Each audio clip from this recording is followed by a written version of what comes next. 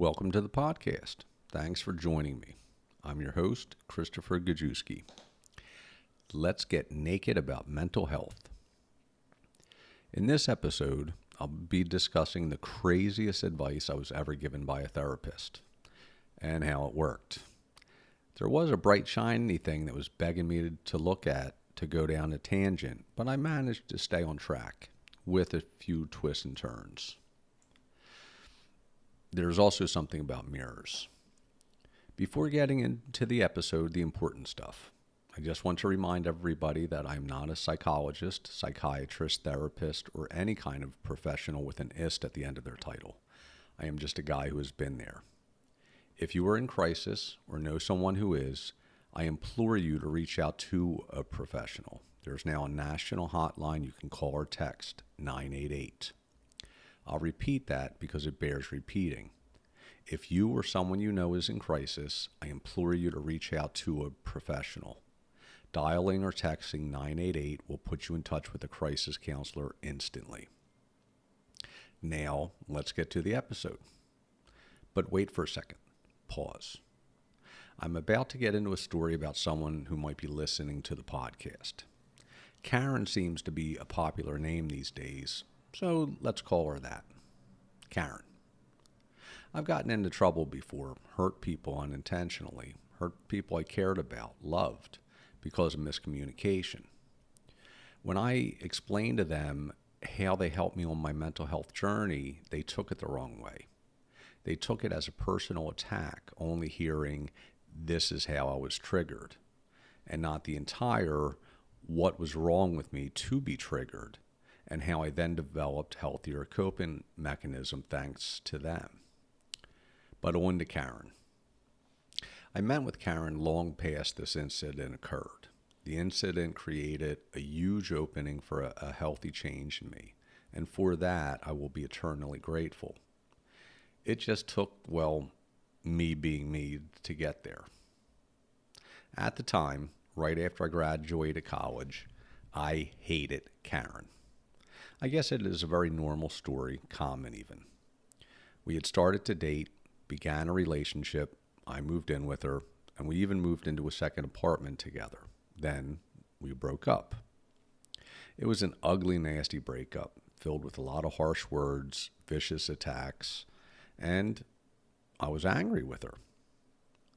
Anger, though, does not do the feeling justice. Fury is more like it. Hatred, even. The fury came to dominate me.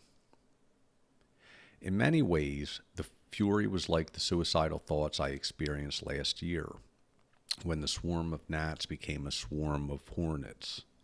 The fury made me impervious to the stings, but I was constantly in that swarm during every waking hour. I couldn't think or concentrate, couldn't get any work done, couldn't really function normally. I was lucky enough at the time that my boss was my uncle. He rolled with it, allowing me to turn a normal 8-hour day into a 16-hour day with breaks and naps. Now, a thing that you learn in therapy is that anger is a secondary emotion. It grows from something else, like hurt or pain. I knew this, but I didn't give a shit. I wanted to be furious, allowed myself that, and allow the anger just to be anger. It wasn't healthy. I didn't care about that either. But with the way it was dominating me, I finally began one of my brief forays into therapy. That's when I heard one of the craziest pieces of advice I ever heard from a therapist. It almost made me walk out the door. "Forgive her," the therapist said. Are you kidding me? Forgive her? After all she did? After all I lost? After this, that, and the other thing? Forgive her? Are you nuts? I imagined she had seen this before, many times. She calmed me down and got me to sit back in the chair. Then she explained. "Look, Chris," she said, "I'm not talking about reconciling with her. I am not talking about ever seeing her again, having any contact with her. That would be wrong, as it was a very unhealthy relationship from what you have told me, and we can get into that. We are talking about you, not her, in this moment, in this time." She went on to discuss the anger. not even bringing up the secondary emotion part. She knew I was furious, and the fury was dominating me. The fury was as unhealthy as the relationship had been, maybe even more unhealthy. I was being completely controlled by it. You need to find a way to let the anger go, she explained. The way you do that is by forgiving her. I've never been a forgive kind of person. Hey, I'm from Philly. A baseball bat? Yes. Throwing fists? Yeah. Holding a grudge for a decade or two? You betcha. Forgiveness? Not a chance in hell. But I was paying for the therapy, trusted my therapist, so decided to give it a shot. This began a very long process. It was a fake it till you make it thing, she explained. As part of the exercise, I had to verbalize it. I found it all pretty ridiculous. Thoughts of Karen would pop into my head often, very often. I would be driving in my car, think of her, and the thought would release a flood of rage. I forgive you, I would say, out loud, followed by, you rotten frickin' bitch that ruined my life, and then a tirade would last about 5 to 10 minutes. A phrase spoken in 1 second, I forgive you, followed by at least 5 minutes of very bad words. I even came up with new ones and new ways to string them together. I can be very creative. In my car, at home, in work, the I forgive you, followed by the tirade. The forgiveness wasn't genuine. It was just words, empty, as my therapist knew they would be. The empty verbalization continued for about a month, followed by the tirade. My therapist said I was doing good and to keep it up. It felt even more ridiculous. The absurdity continued, the lie. But an interesting thing started to happen. The tirade became less and less over a few months. It got to the point where I was saying the empty words, I forgive you, and then just moving on with my day without the tirade. This went on for another few months. At some point in time, I realized two things. One, the words weren't empty anymore. I had said them so many times out loud that I did finally begin to forgive Karen. And two, the need to verbalize was becoming less and less as the thoughts of Karen and the anger were coming less often. My life started to return to normal, or as normal as it ever got for me. I don't really know how much time had passed, but it hit me one day. I hadn't thought of Karen in a long time, months. I hadn't had to verbalize or even think, I forgive you, in a while, because I hadn't thought of her in a long while. Karen and the anger had lost its control over me. There were no thoughts of reconciliation or even contact. We were two young adults that weren't right for each other. But it all led to thoughts of the therapist and anger. You see the memes a lot on Facebook and Instagram these days about holding on to anger is like drinking poison to spite somebody else. No matter that anger is a secondary emotion, it's more than a useless emotion. I found out that it was a damaging emotion to myself. It is not like Karen was affected by my anger. She never even knew about my constant struggle. But by being furious with her, I had given her far more power over me after the relationship ended than I had ever during the relationship. I took the power back, released her, and, more importantly, released myself from the prison I had built around me. This is not about being a pacifist or turning the other cheek kind of thing. A, you can take the boy out of Philly, but you can't take Philly out of the boy. There are still a few people I would like to meet one day, people who had hurt my daughter. Maybe she has forgiven them or forgotten them. I haven't. But I imagine that a therapist would say it is about her and not me. They have no control over me, but they hurt my baby. I'd enjoy the opportunity to return the favor tenfold. There is a reputation of Philly, and we live up to it. It is home to cheesesteaks, hoagies, water ice, and the worst sports fans in the world, voted number one in that category consistently many years running. I even have a shirt that says, Philly, nobody likes us and we don't care. A few years back, the Peace Robot, or something like that, made its way from coast to coast as an experiment, completely on its own. Everywhere it went in the country, people would pose for pictures with it and send it on its way. Its trip came to an end in Philly, where it was mugged. But let's get back to me, in my apartment far away from Philly. I have since applied the forgiveness principle to many people in my life. Most recently, it was Bob from my previous episode. I've applied it equally to friends, family, acquaintances, and strangers. It's gotten much easier over the years. I actually have people that care about me angry about it. How ironic is that? They get angry that I'm not angry. But then most of them are from Philly. I found that meme on Facebook is true, long before there was such a thing as Facebook. Holding on to anger really is like drinking poison to spite someone else. Think about it.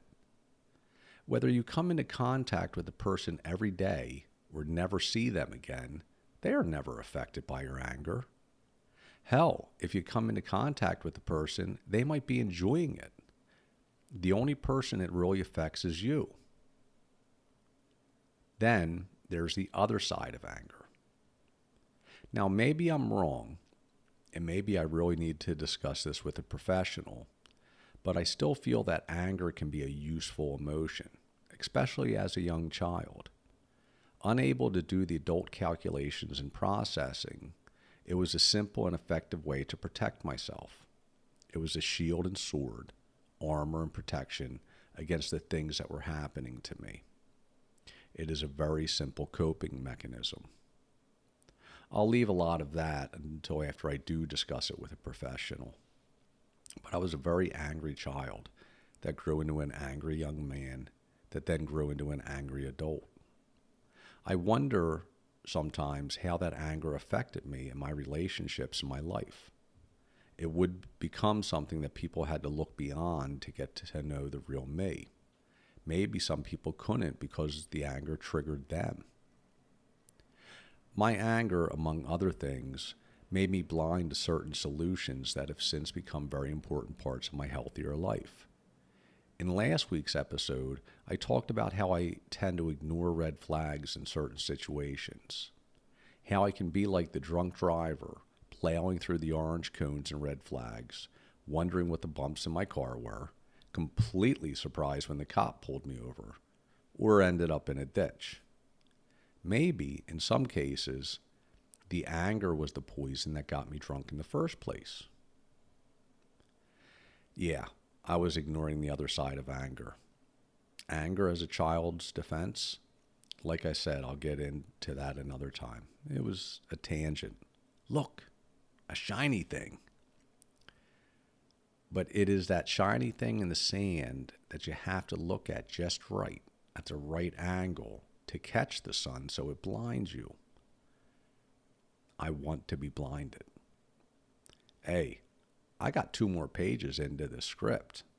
I was following the tangent towards other faraway places, away from the real issue. Important places, but I need to move out of the angle of the shiny thing and address the real other side of anger. Anger at myself. I was doing a damn good job of following that tangent when Lance called me, the friend from episode 5. We started talking about what I had already prepared for this episode, and I find myself trying to angle my eyes to look at the shiny thing again, talk about Lance. So instead of Lance, let's talk about Josh. Josh is where I need to be right now, in Miami in 1996. It is 1996 or so, and I am talking with Josh on the phone. It had been a bad week. I remember that. The stutter was getting the better of me at college. Josh had been my first roommate at college, and he was one of the people I could call when the stutter got bad. Nah, Chris. Nope. Stop. Talk about it. Josh, a few nights later, we got drunk with his girlfriend. I was hammered. Josh and his girlfriend were hammered. We were having a great time. I was a happy drunk. Josh passed out. His girlfriend and I continued having a wonderful time. Then I made a pass at Josh's girlfriend. She very nicely put me in my place, and I think she even smiled. Then she went and joined Josh in bed. That's when the real other side of anger took hold. Pure hatred, fury at myself. I had just broken a friend's trust, a friend that meant the world to me. I had just turned an excellent evening, a celebration, into a total pile of crap. Josh and his girlfriend eventually broke up, and Josh never spoke of the incident to me. I never spoke of it to him. It hung there between us. Decades later, I would find out that the only thing hanging between us was my anger at myself. I finally came clean to him, bared my soul, bared my anguish and crime, my guilt. It took him a long while to respond. He had to dig through memories and go back 20 years. "Oh," he said, "you mean so-and-so? Hell, Chris, I stole her from Jason. I am so sorry you beat yourself up about it all these years. There was no reason to. None. I can't even forgive you because there's nothing to forgive. But if it makes you feel better." Over the decades, I've gotten pretty good at forgiving other people. In terms of aloha, I can offer them and wish them mercy. Forgiving myself, offering myself mercy, is another story entirely. It is the other side of anger, the flip side of forgiveness. The depression, anxiety, PTSD, the unhealthy coping mechanisms, and just being what Lance referred to as merely being human has led to many instances, many examples of me being angry at myself and then holding on to it to beat the hell out of myself for years and decades. Actually, another great example was with Karen herself. A couple years ago, so we were talking about 20 years after our relationship ended, she reached out to me on Facebook. During my odyssey across America, I stopped by and saw her and her now grown sons. Hey, we had spent 18 months together. There were many good times. One particular incident, though, had eaten away at me for all those years. I had been an ass. A completely unmitigated ass. It would pop in my head once in a while and then dissipate, unforgiven. Sitting with her on her patio in Florida, sipping coffee and sharing about our lives, I brought it up, and I apologized. Like Josh, she had to work at remembering the incident. It took a while as she looked at me puzzled. "Oh, that. Chris, I appreciate you apologizing, but there's nothing to apologize for. I was angry about it at the time, maybe for a few days, but don't even think about it anymore." I could finally stop beating the hell out of myself over that thing. There's still a long way to go, a very long list, and perhaps a lot of counseling. This is still very difficult for me to discuss. I've made a lot of progress, though. I think it is safe to follow one of those tangents now. Coffee first, coffee always. Though coffee is the main part of my morning ritual, really the only thing I am able to do until after the caffeine kicks in, it is not the only part of my morning ritual. When COVID hit and the depression was really starting to get to me, I realized that I had a choice to make each morning. Things were bad. I was isolated. I was depressed. I think my life got a bit more screwed up than other people's lives, though still not as bad as some. I wrote then that I had to look at myself in the mirror each morning and make a choice to be miserable or to be happy. I think it is a difficult choice to make at first, and not nearly as easy as some people may think. Just like the I forgive you, I had to reaffirm to myself to be happy and not miserable. It was an empty affirmation, another fake it till you make it kind of thing. And it took even longer than the process with forgiveness. I continued it though, knowing, hoping it might click one day. I forgot about it. This was 2020 for those keeping track, about 2.5 years ago. Growing up, my stepfather, Rich, would annoy the living hell out of me. He would sing in the morning. Sing. What the hell was there to be that happy about? To get the coffee, though, I had to put up with the singing. I think I finally figured out his secret. It wasn't always the easiest times, but he chose to be happy each morning. He was awake, the sun was shining, the day was a new day full of possibilities. It made me even more miserable. It was about a month ago now that it really hit me. My sleep schedule had drastically changed. I was sleeping well, but started finding myself waking up between 4:30 and 5:30, usually to crash and have to take a nap later on in the afternoon.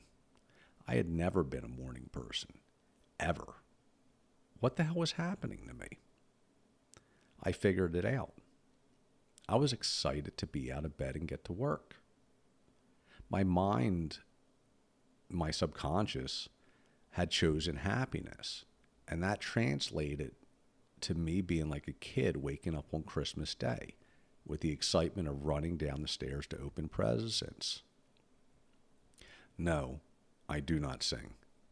I've done karaoke, and unfortunately there's video floating around. And I don't think I'm allowed to sing in many states.